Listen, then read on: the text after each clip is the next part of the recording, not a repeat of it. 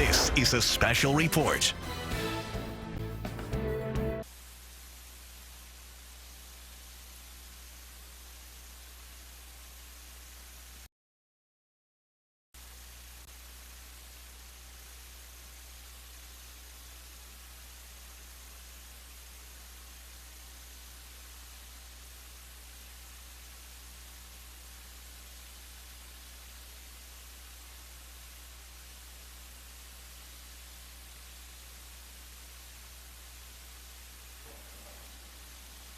Good afternoon, everyone.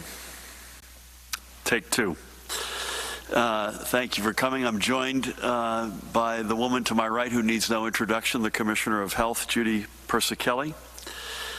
To her right, Department of Health Communicable Disease Service Medical Director, Dr. Ed Lifshitz. Dr. Lifshitz, good to have you with us back. To my left, State Police Superintendent Colonel Pat Callahan. Pat. Director of the Department, Office of Homeland Security, Jared Maples, is with us. We'll get right to the numbers, and we've got a lot of ground to cover, so if you could please bear with us.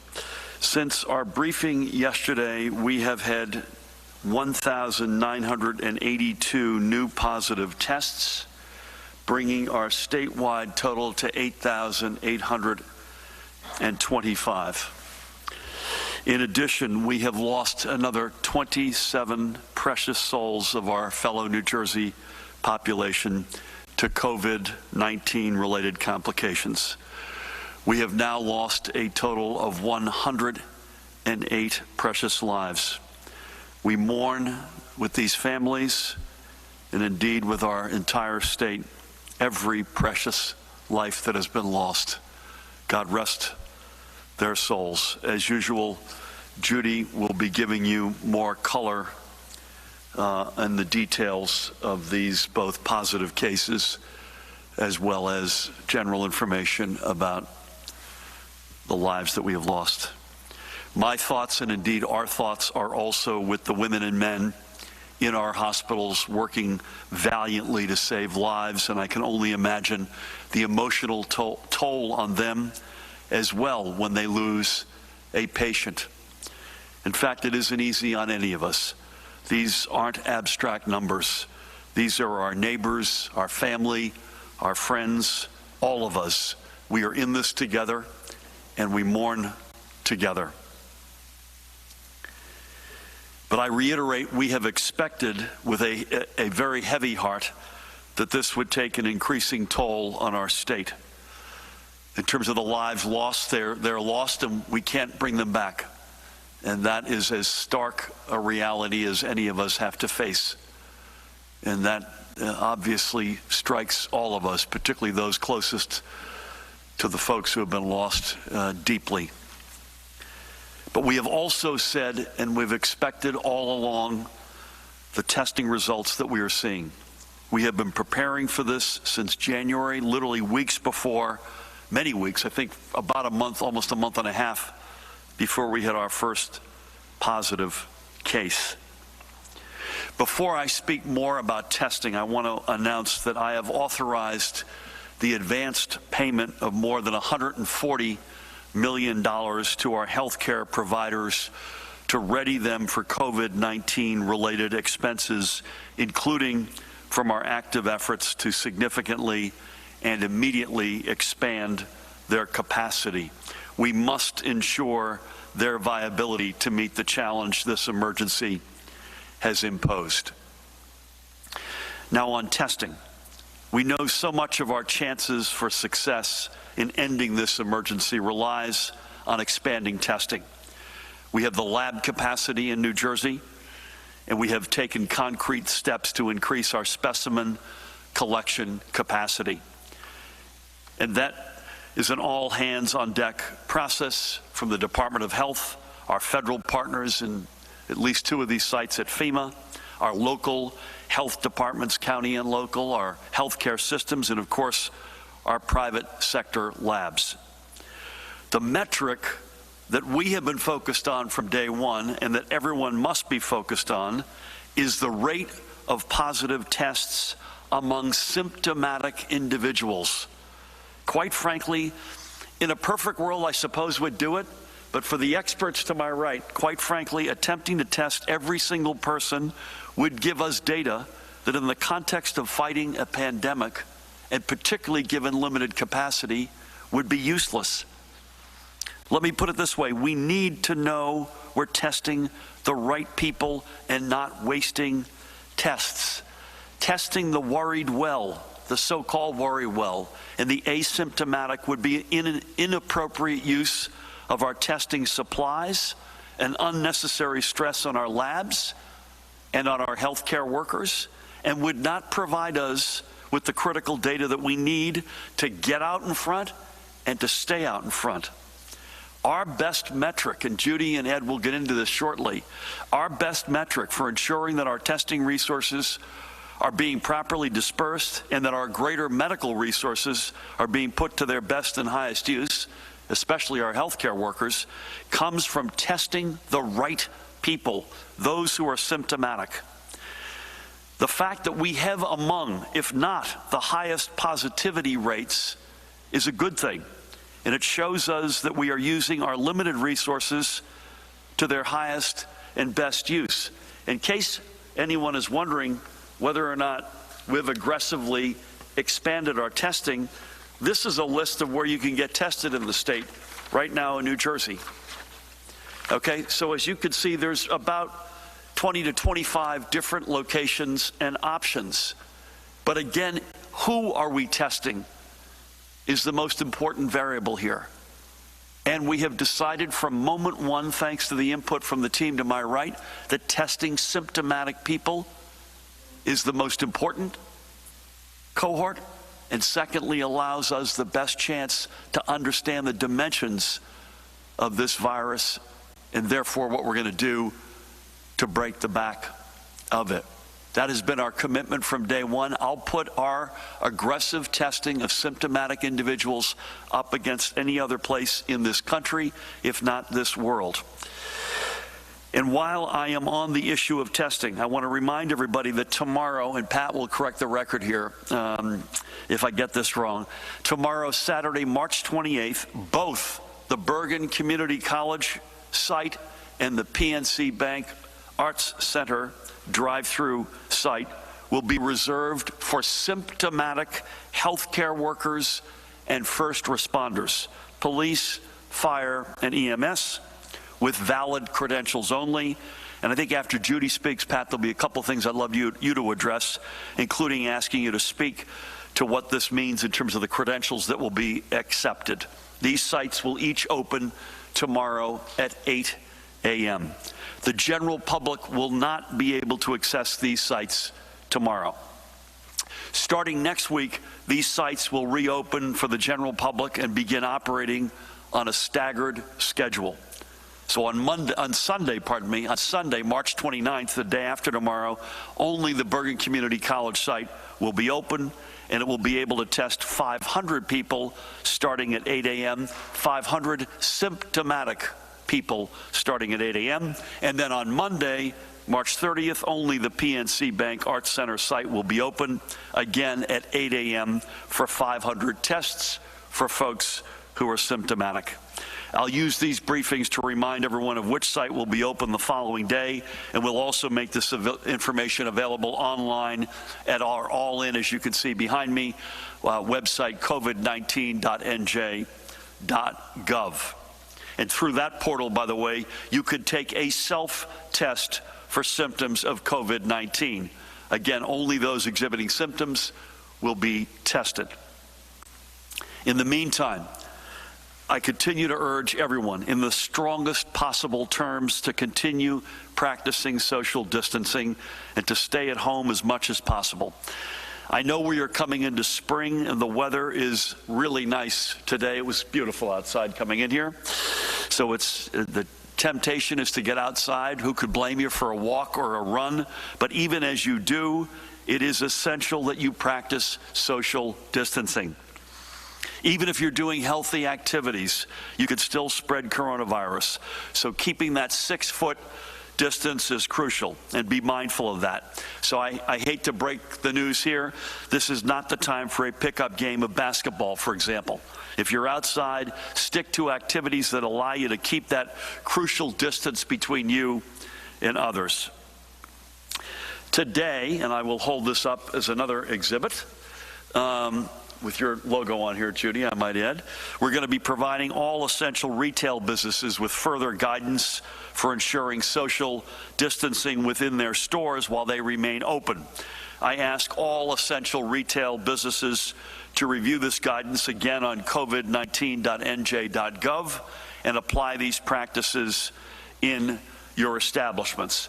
I spoke earlier today, or exchanged notes earlier today, with Mark Perrone, who was I mentioned his name already in one of our prior sessions, the leader of the UFCW union, which is one of the largest, if not the largest, retail unions in the country. And again, Mark expressed an important point, which we've raised here before, which is you've got healthcare workers and first responders, and not terribly far behind, you got folks who are doing the essential work in supermarkets and pharmacies who are coming into contact with folks, and they just, because of the limited supplies we have nationally, have less personal protective equipment at their disposal, etc. So this directive from Judy and her colleagues walks through best practices, including density, keeping densities at these retail operations as low as possible, keeping that 6-foot distance possible, or not possible, but mandated, to make sure that there's a hyper hygiene, much more regular hygiene in terms of hand hygiene and wiping down surfaces, etc. In addition, while there has been broad compliance with my executive orders, we're still hearing a few too many reports of essential businesses that are failing to implement social distancing. In fact, more than a few too many reports. This is especially crucial for our warehouse and manufacturing personnel, again, like our retail brothers and sisters, who are on the front lines of our supply chains. And these businesses must do everything they can to provide protections against the spread of coronavirus. Social distancing is especially important for them, and no one should be expected to go to work if they are sick. And again, if you see a non-essential business which continues operating in violation of my orders, please reach out to us, again, at the same general website. You can see it behind me, covid19.nj.gov/violation. And again, you're going to see within that website lots of different pages you can go to. We need everybody to do their part to slow the spread of coronavirus. Pat, not now, but if you wouldn't mind, again, after Judy finishes, would love you to. We've had largely, broadly speaking, good compliance with no gatherings, but we still have had a few exceptions. And if you wouldn't mind, after Judy, going through a couple of things, sort of a little bit of overnight data, and also some of the stuff that you guys are doing to push back on that. Now, switching gears, a couple of just quick highlights here. Again, our corporate citizens have stepped up in a big way and continue to do so. You heard me mention Merck the other day, a couple 100,000 of N95 masks.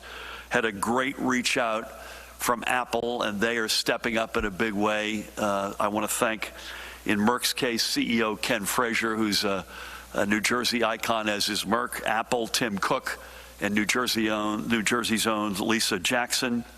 Our friends at UBS, who have a huge presence in Weehawken, are stepping up with some N95s. Thank you to the team UBS, Tom Natterell and his colleagues. Thank you. Johnson & Johnson stepping up, Judy, with 10,000 pairs of healthcare goggles that we desperately need. Alex Gorski and I were back and forth again. A huge, iconic New Jersey institution and a great leader. Goldman Sachs has stepped up again. I mentioned them earlier. They have now come across with another 80,000 N95s. now for a total of 175,000 N95s, and they are scouring their client system to see if they can unearth any ventilators. And by the way, John, we've found no, since your question, we've got no evidence of anybody in New Jersey right now making ventilators. Not that we would not like that to happen. South Jersey Industries, Mike Renna sent me a note this morning stepping up in their case, cash to both relief funds as well as directly to nonprofit hospitals who need the financial support now more than ever. I want to thank Mike and the South Jersey colleagues. Again, there's lots of great examples of this. That's just a recent list. I've done, since we last saw you, a couple of group calls in each case with Judy, I might add, among others. Yesterday, I think we had 119 out of 120 legislators on a call yesterday, both sides of the aisle. A very good chance for Judy and myself and Pat and others to get our sort of bring the legislature up to speed. They've been great, by the way. I just exchanged calls. I didn't get them with Steve Sweeney coming in here. Both sides of the aisle. And they had a lot of really good questions and some really good suggestions. Judy and I this morning, along with Human Services Commissioner Carol Johnson, did a call with AARP organized by their leadership. I'll raise my hand and say that I am a member. And I was told there were 15,000 people on that call this morning. And so to our seniors who were on that call and or who are watching now, we have your backs, and we know this is a particularly anxiety-provoking time for you all. I also got a really good note from Kevin Slavin, who, as you folks may know, is not just the CEO of St. Joseph's Hospital, but also of the New Jersey Hospital, chairman of the New Jersey Hospital Association, and some really good news that his colleague, who we mentioned a couple of weeks ago, I think 2 weeks ago today, Jim Pruden, is on the road to recovery. He's been off the ventilators for a few days, and he gave me permission to say that. So that's really, really good news to hear. So, and we'll keep switching gears here. As we've discussed over the past several days, we're also working with our Level 1 hospital systems and the U.S. Army Corps of Engineers to stand up 3 field medical stations at the Meadowlands Exposition Center in Secaucus, the New Jersey Convention Center in Edison, and the Atlantic City Convention Center. In fact, I think, Pat, this is right. Captain Kilcommons is at the helm here, I know, on your side. State police personnel and Meadowlands Exposition Center staff and union contractors, I believe, are unloading the first 250-bed field medical station on site as we speak. So this is happening. We told you this would happen quickly, and in fact, it is happening quickly.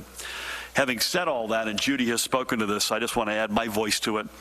We are very mindful of the need for trained medical personnel to help us ensure proper staffing as we build out this new capacity. We are a state that is blessed to have countless dedicated and committed healthcare workers, doctors and nurses and everyone in between, and they have enough on their plates, and we know we need to call for experienced backup. We need to go to the bullpen, as they say in baseball. Today, I'm adding my voice and putting out a call for volunteers with qualified medical training and experience who wish to join our fight against coronavirus. This isn't just for New Jersey residents either. We're looking across our nation for help. Retired nurses or doctors, nursing and medical students, EMTs, former members of our Armed Services Medical Corps, any of the above, all of the above. If you have training, we need you. If you're willing to join our fight, please go to covid19.nj.gov/volunteer. And you could see that behind me. Again, covid19.nj.gov/volunteer to sign up. Our office is also working directly with our business partners regarding possible transportation and lodging arrangements for those coming from outside our area, so stay tuned for more on that. But again, I repeat, if you have medical experience and wish to pitch in to help us get through this emergency, please sign up at covid19.nj.gov/volunteer, and I cannot thank you enough in advance. Additionally, we continue accepting donations of personal protective equipment or PPE that or frontline public health and safety responders would desperately need. This includes N95 masks and gloves and everything in between. If you have PPE to donate, please reach out to us again through our one-stop portal, covid19.nj.gov/PPE donations.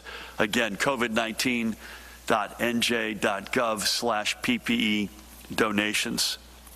And a reminder to all businesses and non-hospital healthcare facilities in possession of PPE, this is not an ask, this is an order, that you're not using that PPE for critical healthcare services. You have until 5 p.m. today to submit information to us regarding your inventories.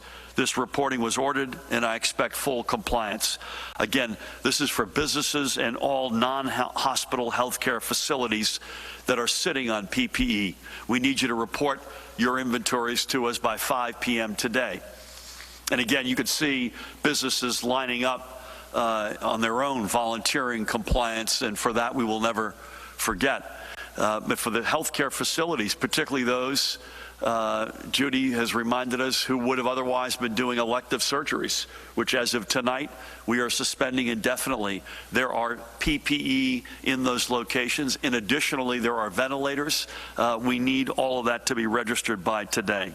Again, this reporting should be done through our online platform and by going directly, in this case, covid19.nj.gov/PPE report. Thank you for that. As you can see, we have a lot of information that we are trying to get out while also trying to get a lot of information in. And this is why we created covid19.nj.gov to be a single point of reference for everyone throughout this crisis. Putting this site together has been a whole of government approach, and it has also allowed us to form great partnerships, as I mentioned, with our private sector partners as well. Quarterbacking this process has been the Office of Innovation, led by Chief Innovation Officer Beth Novak and her tremendous team. Additionally, we have received a generous ad grant from another corporate citizen, Google, that will allow us to more readily and proactively push essential information out to New Jerseyans through Google's search platform. This means we'll be able to reach exponentially more people, and not just those who are coming to the covid19.nj.gov portal. I'm going to ask, in fact, Beth Novak to join us at a future briefing, if that's okay with you, Madam Commissioner, Colonel, to give us a little more on how the Office of Innovation is working to keep New Jerseyans informed. But I thank her and her entire team for their hard work. And again, I urge everyone with questions to go to that website to make this portal their very first stop with questions, concerns, comments. Again, it's covid19.nj.gov. I know there were many New Jerseyans worried, switching gears by the way, many New Jerseyans worried about being able to make their mortgage payments next week. I and my team understand and fully appreciate your concerns, and we have been speaking directly with mortgage lenders and many others about solutions. We are working tirelessly on this, and I look forward to having a full announcement on this tomorrow. Speaking of which, a program note for each of you here and everyone watching at home. Tomorrow, our briefing will be live, not on the telephone, at 1 p.m. here in person at the War Memorial. As of now, on Sunday, there will be no in-person briefing, but we will report out testing results and other information to you all electronically. And I commit to you personally, if for whatever reason there is something material that happens between Saturday's briefing and when we would otherwise give you the readout of the information on Sunday that is material, I will personally likely get on the phone with you. But at the moment, we will keep Sunday to an electronic distribution of an update on test results. Please God, no, but we expect fatalities, and that will be done electronically. And then one other program note, starting on Monday, we will be back here daily at the War Memorial beginning at 1 p.m. So we're going to move, assuming we don't run into the president's or the vice president's video calls, we're going to move our press briefings daily from 2 p.m. to 1 p.m. beginning, I guess, tomorrow, theoretically. We're going to be here at 1 p.m. tomorrow, but we will also on our weekdays move to 1 p.m. Before I turn to Judy, two sort of other things that struck me, particularly today. I read, if you haven't read it, there's a fascinating piece by David Brooks in the New York Times that talks about, on the one hand, the gravity, the severity, the fatality in so many respects, the loneliness of what we're facing, not just as a state, but as a nation right now. And all that goes with that, the sort of the weight that is on everyone's shoulders, that knot in your stomach, where you know, all of us would like to know more than we know right now. Where's this headed? How long is it going to last? When's it going to stop? Is it going to impact me directly, or a family member, or a friend? But it was also striking, and this is emblematic of something that I have been feeling, and I've said in a couple of interviews over the past 24 hours. At the same time, it also feels like this grave moment is reaching deep into our souls and our better selves. And we are in a, even if it's a virtual way, even if it's those examples in Milan of singing from balconies, or the meetups that folks are having through social media, the virtual connections that we're making, it's also calling out our better angels. And in a way, it is beginning to make some of the big fights that we've had over the past number of years, if not decades, look trivial by comparison to the fight before us.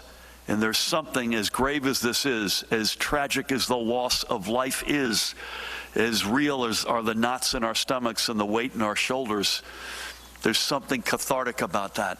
There's something that's uplifting about that. And so I would just say that we understand that. We understand both the anxiety, but also the fact that we are coming together like never before. And I would just say, as a practical matter, particularly to somebody who you know is alone, literally alone, one thing we could all do today, and maybe let's do it each day over the weekend, is to touch somebody that we haven't been touching lately. Whether it's a phone call, whether it's an email, whether it's a wave through a window. Keep the social distancing. By the way, we can't violate that. But to find a way to touch somebody who is alone, who's been off by themselves, and to make sure that they know that you're here for them. The second, I mentioned this earlier, that Judy and I and Carol Johnson spoke with, I'm told, 15,000 members of AARP, of which I am a member. I don't readily admit that, but it's true. And I mentioned at the end of my remarks, I said, listen, this is a war. And I said, we all know what the ingredients are to winning a war. And I referred to World War II. And it struck me as I was saying that to this particular group, and I think I acknowledged it, Judy can correct me if I'm wrong, that we were speaking to folks if they were 80 or 85 years old or older, and we got a lot of them in New Jersey, thank God. This wasn't abstract. They lived it. They might have been on the young side, but they lived it. So I was born in '57. I know this from my dad, my uncles, my aunts, my grandparents. But we got a lot of folks in this state, and Judy and I spoke to a lot of them this morning who were there and saw with their own eyes what it takes to win a war. And it doesn't take panic. That's the last thing we need. And just as equally so, it isn't business as usual. We're in a war footing. It takes being smart, aggressive, proactive, lots of courage, an incredible work ethic, stick-to-itiveness, and understanding that World War II wasn't a sprint, and neither is this war. We're going to be at this for a while. Please God, not the length of time we were at World War II, but we're at this for a while. And they know, because they lived it, and we all know by reflection from their experience, that we also have to stick together. We can't ever turn on each other. we rise and fall as one. And as I've said here before, New Jersey's the most extraordinary American state because at the one level, we're the most diverse state in America. And at the same time, we are as together as any other state in America as one family. And let me conclude by saying what I've said before, not just for those blessed seniors, but for everybody, unequivocally, we will get through this. It won't be tomorrow. I wish it were. It won't be unscathed. We've already seen over 100 precious lives lost. It won't be without mistake. I'm sure we'll make them. But we will come together like never before, assuming each one of us, all 9 million of us, does our part. We will come through this unequivocally as one family, stronger than ever before. With that, please help me welcome the woman who needs no introduction, the Commissioner of the Department of Health, Judy Persichilli. Thank you, Governor. Well, good afternoon. You know, as part of our planning, the department has been modeling when the peak of COVID-19 cases will hit our state. This type of modeling is a projection.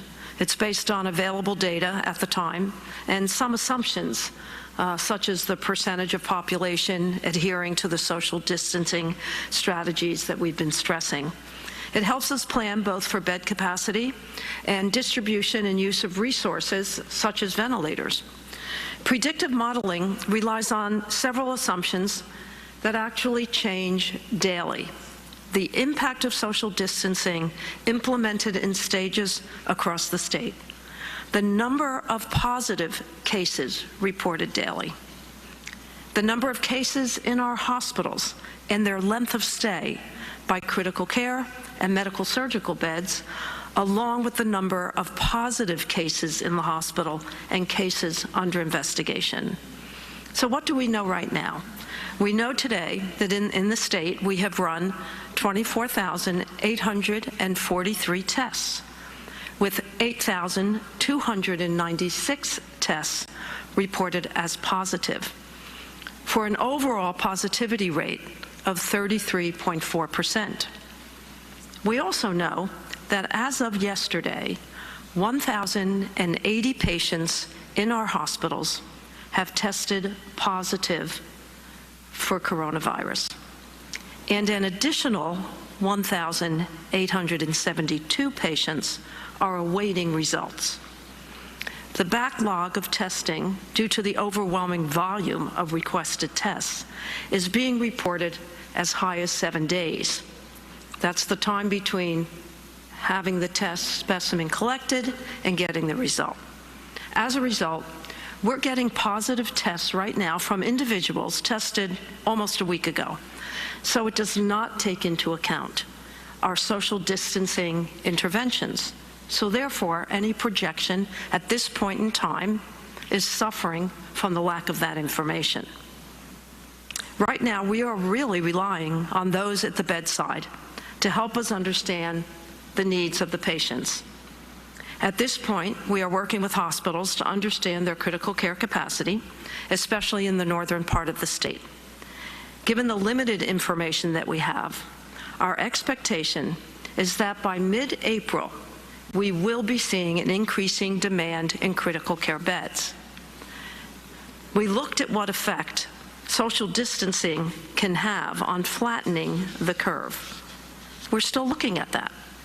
When we look at projections, if we do nothing versus taking aggressive social distancing steps the governor has implemented, we can see a real difference in the need for hospital beds and equipment. So social distancing, it's the only tool we have in our toolkit, reduces the transmission of the disease, it reduces the rise in cases, and flattens out the number of hospitalizations at any one time. Flattening the curve will protect vital health resources such as beds, personal protective equipment, and medical devices. It will also reduce the impact overall of COVID-19 on our residents.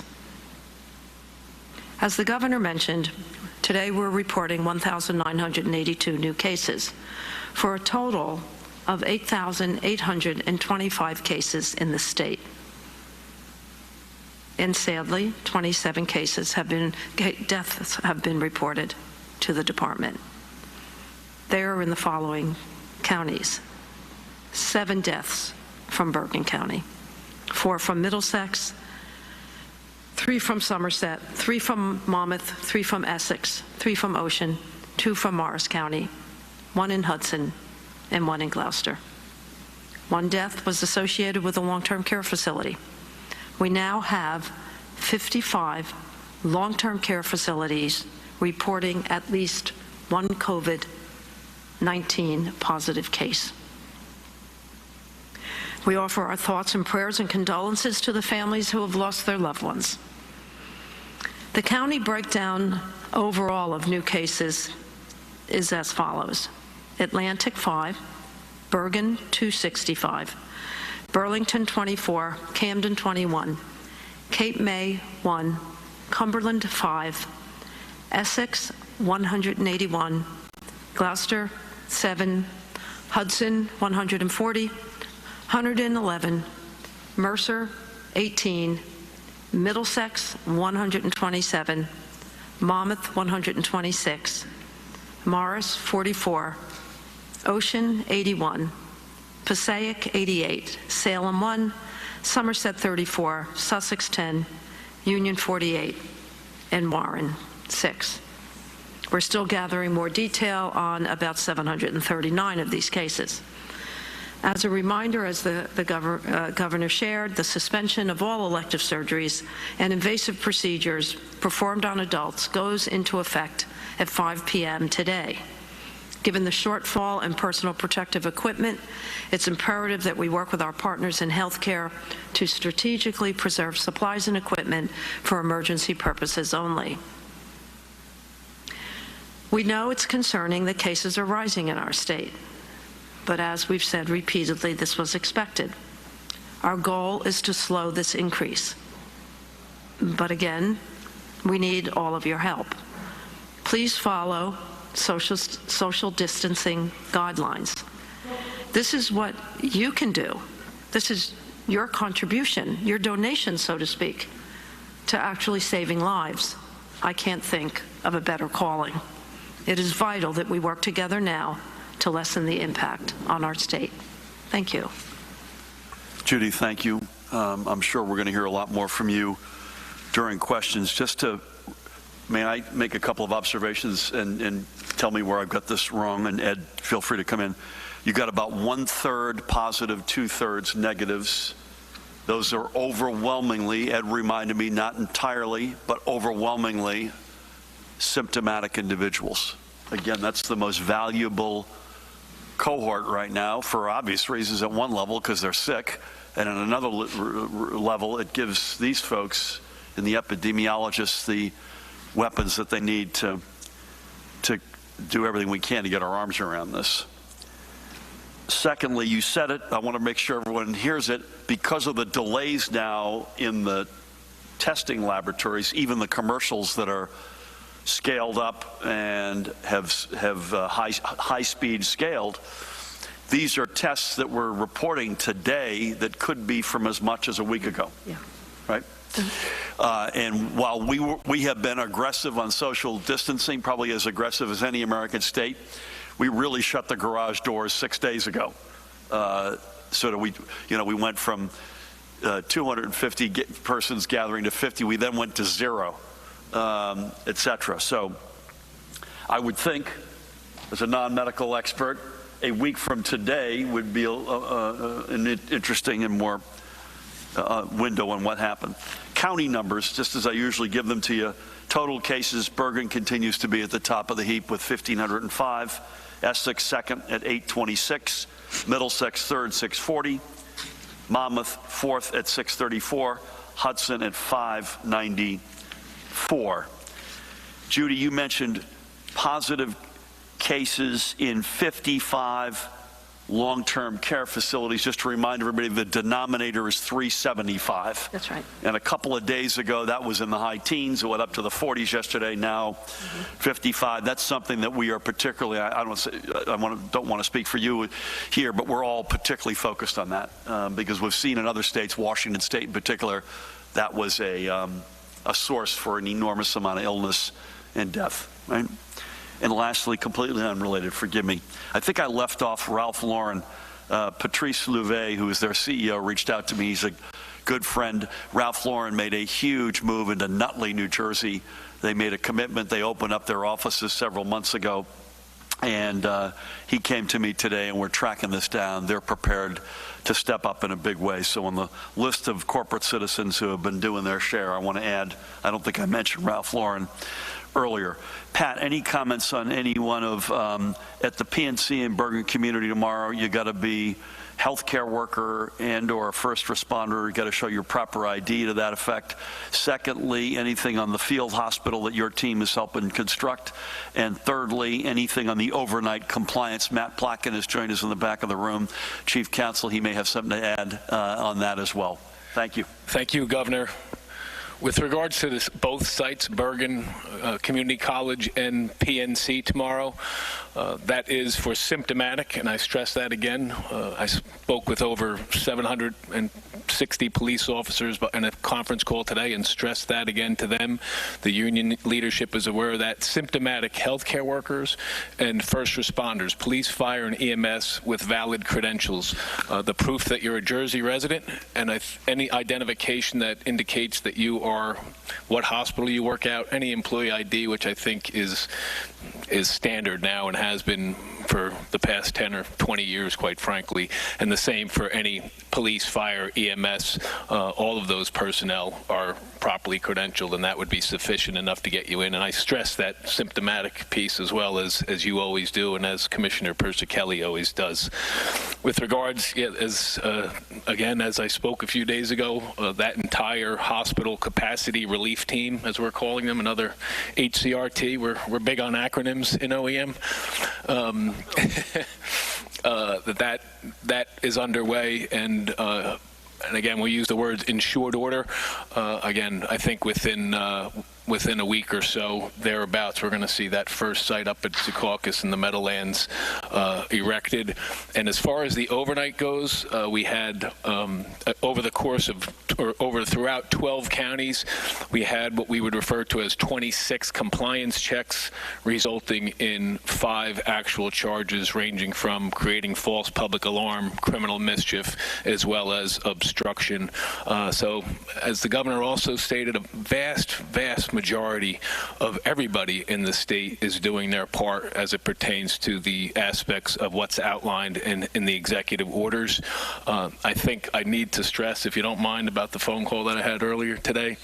I think the questions probably come up a few times with regard to Ocean County and particularly Lakewood. The Attorney General and myself got on with the community leaders, including the Deputy Mayor, Rabbi Cutler, a few other folks, and the Attorney General and I stressed to them, one, that we too agreed and can report to you, knowing that 99.9% of the residents of Lakewood, and again throughout New Jersey, are complying with the aspects of this. Lakewood is a city of, I think, of 110,000 more. Also, the chief of police was on, as was the Ocean County prosecutor, and it was the most valuable 45 minutes we spent, because not only did I assure them that today that we would talk about how compliant they are. The incident that happened the other night was one of not of somebody complete disregard. It was one of education, thinking that he was able to spread attendees at a wedding across 3 backyards, trying to keep it 10 and under, and it was an education thing. So that was a lesson for those on the call today, that we got to make sure that we have the messaging there, and that's why I'm saying this. But lastly, what I also assured them of is that it will not be tolerated that anything that's whether it's Lakewood or any community or anybody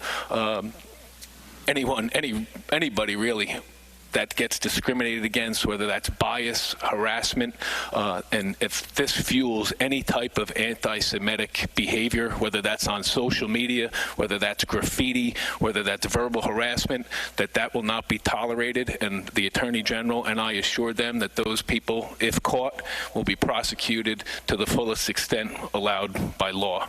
Thank you, Governor.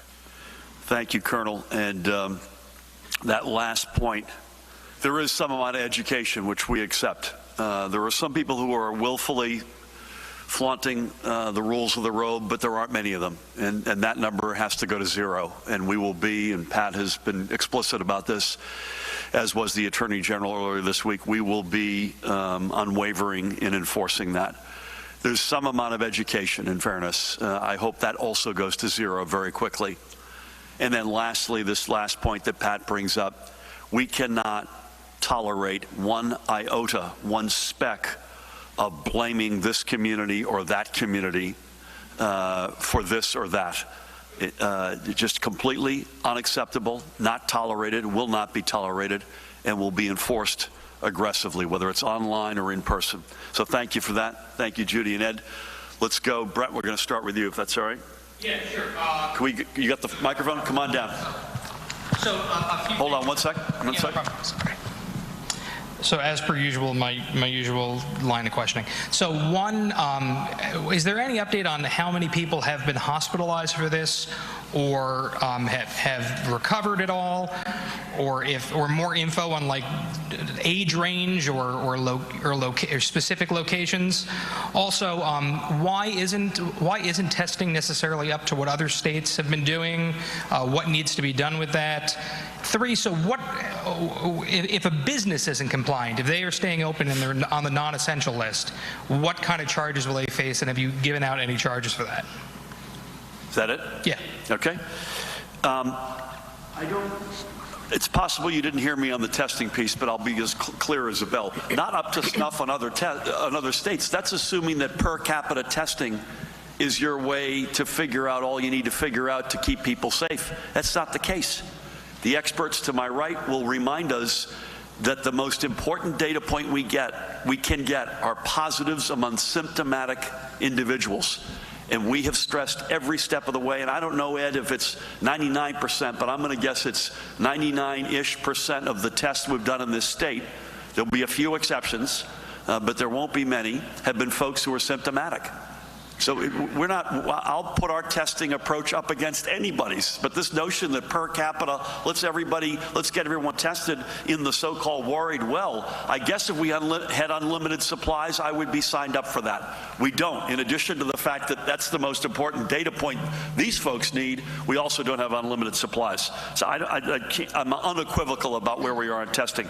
I think you addressed the hospitalization, Judy, but over to you for that, and then Pat, we're going to come back. If someone files, or Matt Placken, if someone goes online at covid19.nj.gov and says my business or business X isn't compliant, and what happens at that point? So, Judy, can you hit I think you hit hospitalizations, didn't you? Yeah, I talked about the hospitalizations currently. I think you're asking over time since. Well, and how many people over time have been hospitalized? Yeah. And sorry. And then Can you stay close to us? Thank you. So how many people have been hospitalized over time, and how many have recovered? I don't know if you even have those numbers. I could probably figure it out, but maybe I'll have it for Monday. Okay. Because I only have at a point in time. I get it like at the end of every week, but starting Monday at 11 a.m. every day, the ROC will be, the command center will be getting updated information, so we'll have a better picture of what it looks like. You have to make an assumption that absent the deaths, everyone else is recovering or on the road to recovery. So Judy, you had 1,080 positive cases that were in a hospital bed. That are in a hospital bed, but additionally, many more that are PUIs. PUIs, but of the 1,000, this is an important point for person under investigation. Oh, got it. For this, as opposed to other stuff. Yeah. 1,080 persons who have tested positive are in a hospital bed as of last night or yesterday afternoon? As of yesterday afternoon. And that's out of a total. This is not a perfect relationship. But just keep in mind, again, I think you heard from Judy and Ed, I know what each data point that's relevant is sort of you're filling in a piece of a puzzle, and if that weren't enough, it's iterative. So what they know tomorrow will allow them to project in a different way than what they know today. But I'll just compare two data points, if I may, Judy. 1,080 positive persons in a hospital bed as of yesterday afternoon, and then the total number of positive cases that have been tested of 8,825. So that's a comparison. Those are two numbers I think are worth at least acknowledging. Is that fair to say? Yeah. Pat, if somebody goes in, the business is not compliant, what do we do with them?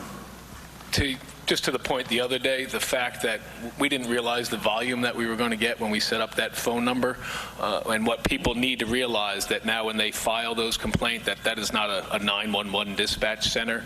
So depending upon the nature of that would be either may require a law enforcement response. I think between the Office of the Attorney General, where the Consumer Affairs function is built into there, that both I think either or both response with regard to, depending upon the nature of it, is how quickly we go out there and inspect that to, one, verify it, and then two, take the appropriate action to charge them for violating the terms of the executive order.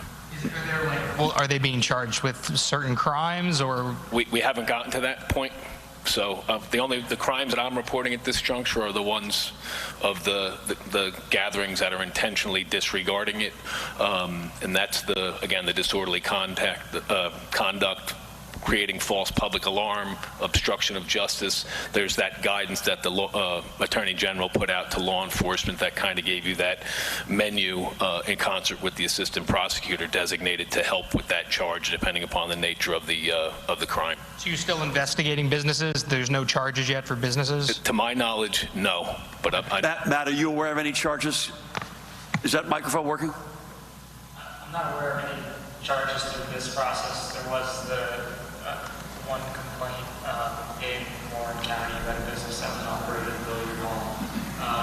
That was done through regular law enforcement channels, but the Division of Criminal Justice is reviewing them, and like the Colonel said, referring them to the appropriate places. Some of these might not be criminal violations. They might just need to be familiar with the guidance put out by the Department of Health. So one suggestion, Mahan, if I could ask, I'm not sure what day is the appropriate day to do this, but perhaps early to midweek, let's give folks here, we're Moneyball folks, let's give folks amount of complaints, nature of complaints, et cetera, that have come in through the website, if that's okay.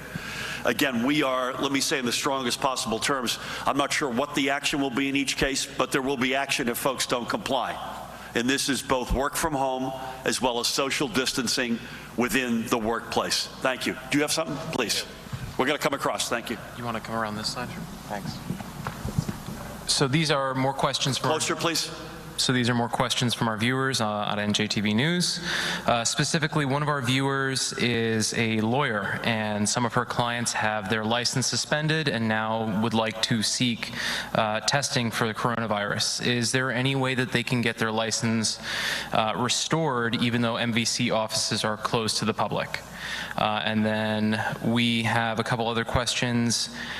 Viewers are asking if the normal treatment for stay-at-home vitamin C and zinc is effective against COVID-19. Some articles suggest taking Advil makes the virus worse. Do we have any further data on that? And not everyone has the luxury of having a primary care physician. And if they're in that position, what is their plan of action? Excuse me, I just got another question. What number of patients do they predict will need critical care beds by mid-April? Okay.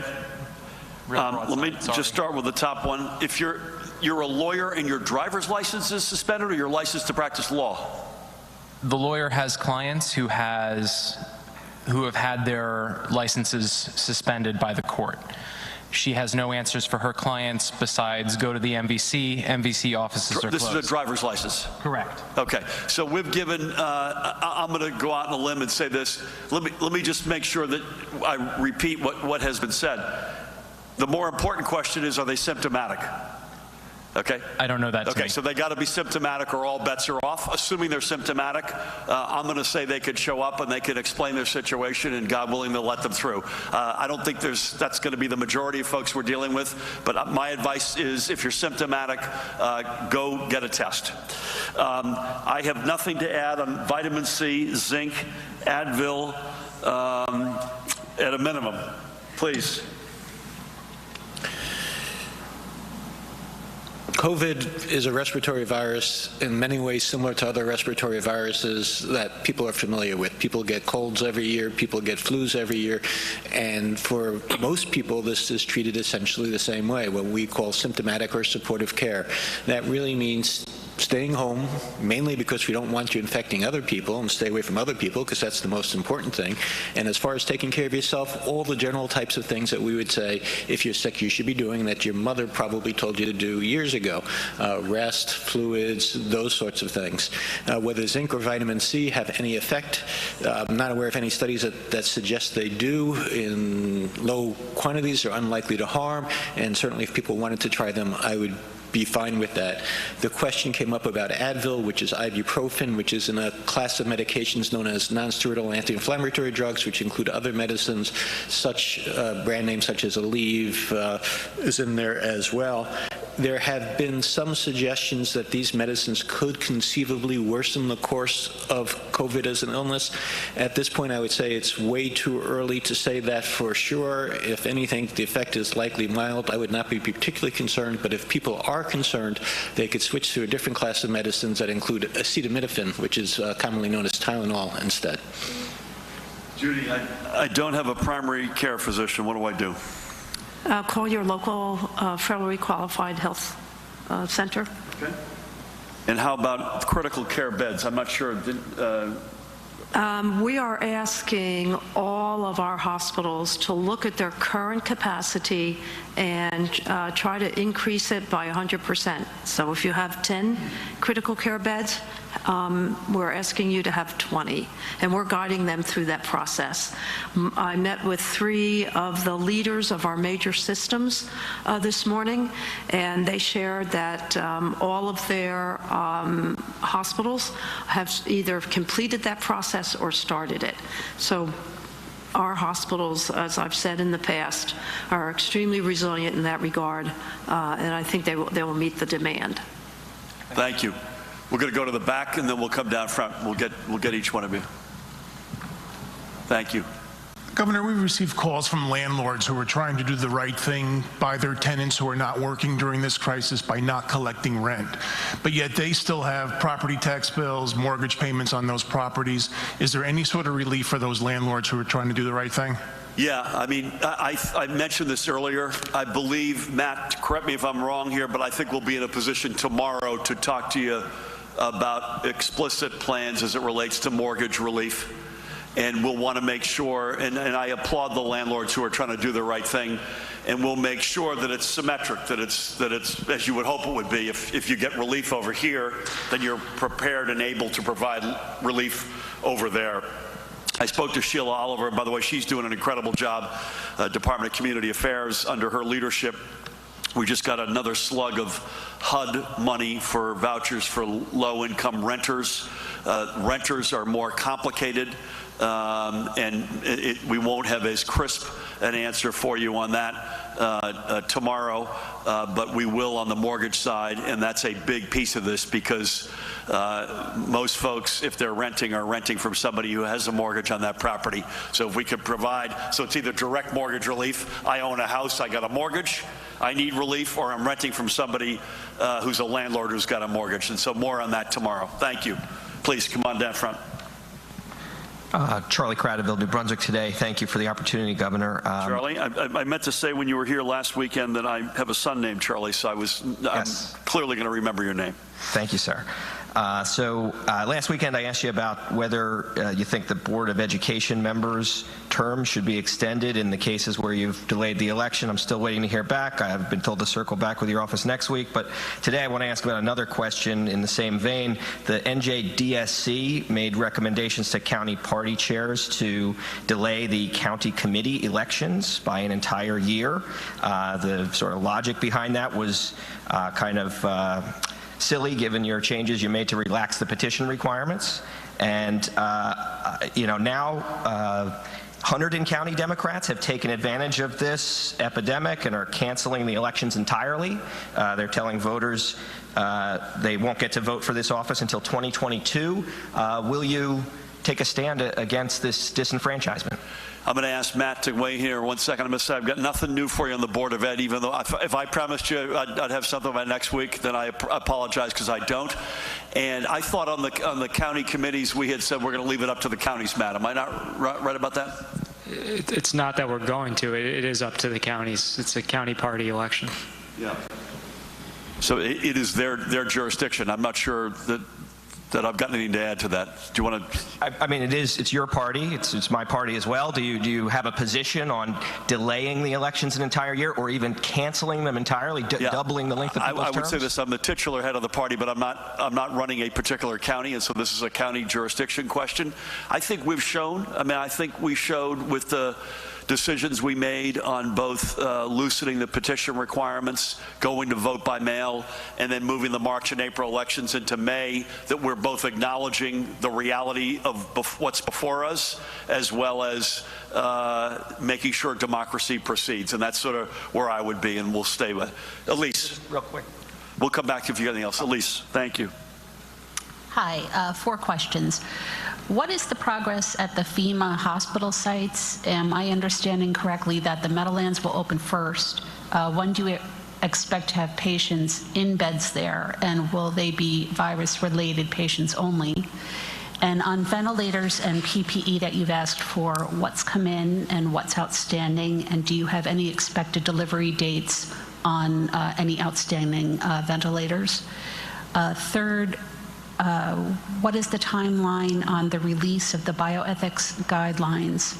And finally, can you explain the changes in the testing sites operating hours? That's the FEMA-run testing sites. Was this the plan all along, as other sites were opening, that you were going to cut back in Paramus and Homedale? Or is it more a matter of limited test kits available and limited lab capacity? Let me jump in, Elise, if I can, on a couple of these, and then pitch them to my colleagues to left and right.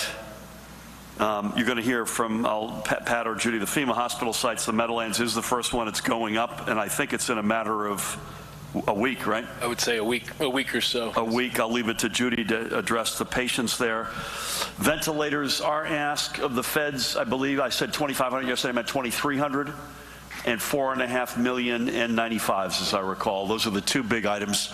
There are other items on that. We've had no assurances yet, nothing back on that ask. Although we're not, as you probably heard from the corporate donations and other things that we're doing, including flat out buying them, which is another option we haven't spent a lot of time talking about. We're not waiting just for the feds, although we do need them. Bioethics, Judy can address, but let me just repeat what I said yesterday. We are, all of us and all of our teams, committed to saving every single life we can in this state. So this is an example of something where we would be abrogating our responsibilities not to prepare for that awful potentiality, but the fact of the matter is we are going to do everything we can to save every life that we can. In terms of changes on the sites, Elise, we have always thought privately and felt strongly that, and tell me if you all disagree with this, that healthcare workers and first responders, by the very nature of their jobs, responsibilities, and heroism, deserve a window into this. I had said this, I think, erroneously, right when the Bergen Community College site was opening up, that we were going to commit to that. Well, it took me a little bit longer, but we are committing to it. In terms of the one day, one off, that is somewhat an acknowledgement of the raw materials that we have from the feds. There's no question about it. Both the specimen collection piece as well as PPE, as well as Judy has spoken articulately about, we've only got so many healthcare workers, which is why I made my plea today to expand. And as I've said this already, we're going to meet a fork in the road sooner than later, absent a huge influx of workers and or equipment or some great innovations that come to fruition. We're going to have that balance between going testing to going care. But if you heard what I said, I believe I said that each of the sites, when they're open, will be at about 500 tests per day. That's basically going one day off, one day on, being smarter about manpower, but accomplishing the same amount of tests. Right now, they're at around 250 or 300, I believe, a day. We're going to do 500, same amount, but we'll be able to do it in one location on a Monday, a different one on a Tuesday. That's a lot easier for us on both manpower and raw materials. Anything you want to add on patients in the field hospitals, Judy, and or bioethics? The Meadowlands Field Hospital will be a general hospital. It won't be COVID only. The Edison Hospital will be put up as a COVID only because it'll have full negative pressure. And the bioethics, you met, I guess in the beginning of this week, Dr. Eddie Bresnitz, who some of you know was formerly a state epidemiologist. He's come out of retirement to step up with us and put together a medical professional advisory committee. And members of that committee will have a number of guidances to review, and one will be the ethical decision-making or value-based decision-making model that the subcommittee from the Medical Society has put together.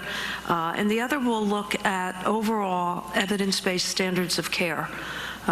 We have to, with the influx of patients, the hospitals are telling me they're concerned about the quality of care and the standards of care, and we want to make sure that no matter what we do, that we give safe care.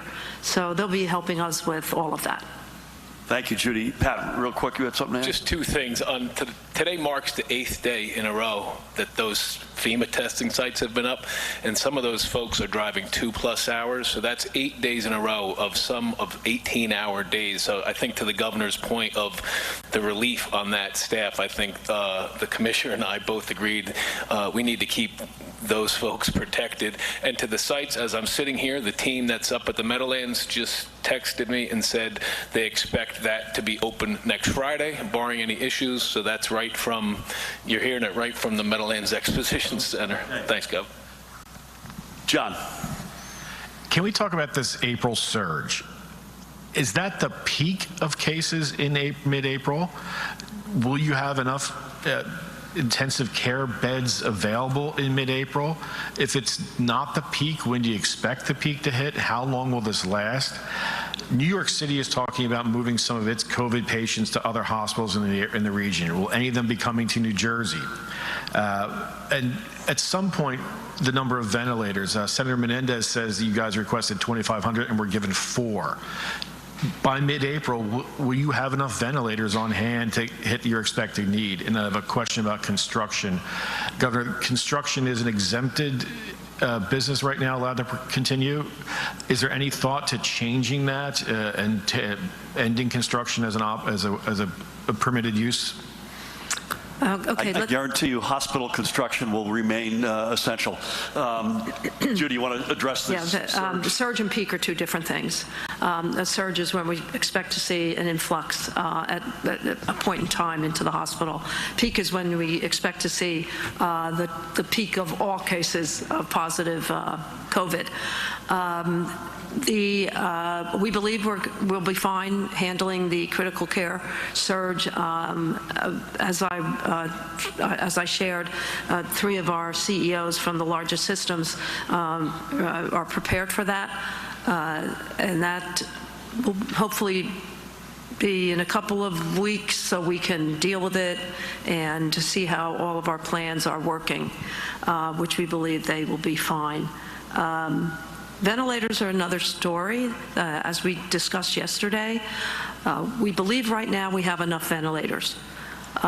If the surge results in more individuals needing ventilators than our projections, we certainly need to get ventilators in reserve. So that's what we're working on with the 2,300 request, and we will push that. That's what we need. We have 2,000 ICU beds. We've suggested we need 1 ventilator per bed. I've suggested we increase our critical care beds by 100%, 2,000. So we need 2,000 ventilators, 300 as standby. Probably at least, I would add to that. Nothing new. Pat and I were just talking, John, about whether or not we're going to do a check-in with Pete Gaynor, who runs FEMA administrator today. And we're also, not only are we trying to uncover every stone, we're literally trying to buy them. And I don't know, I forget how much they cost per. Is it 20,000? Is a ventilator 20,000? That sound right, Matt? I think it's about $20,000 per ventilator. So that's something that we're also looking at. Construction, nothing to report at this time. I know New York tweaked their construction allowances. We're constantly looking at, and this is iterative as you can imagine, whether or not we are, whether or not there are holes in the cheese here that we need to fill. And we will continue to evaluate that. And if there's anything new to report there, we'll come back to you. I'm going to do a sweep. I'm going to get to you, and I'm going to have something to say before you ask, by the way. But I'm going to come across. Anything else, John? You good?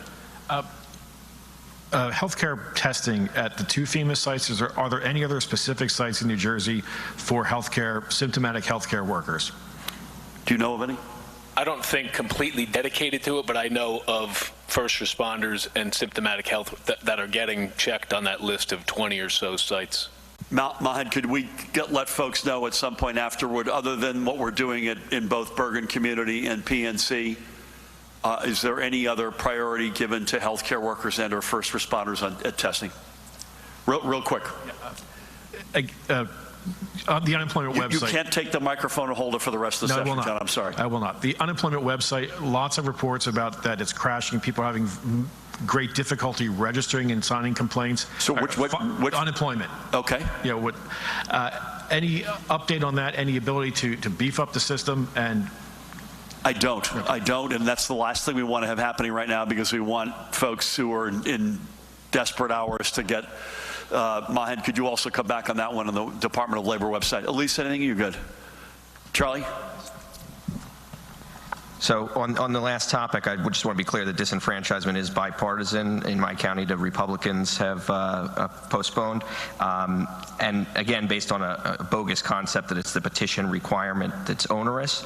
So question to you, Governor, how does it make sense to move forward with both presidential and U.S. Senate primaries for both parties, but to cancel these small, low-level elections? It strikes me as a dangerous precedent. Do you agree? Yeah, I mean, I literally, don't get mad at me, I've literally got nothing to add. You got anything else, sir? Are you good? Real quick. Yeah. Yeah. One more thing with the landlords who are trying to do right by their tenants. What, sorry, the landlords?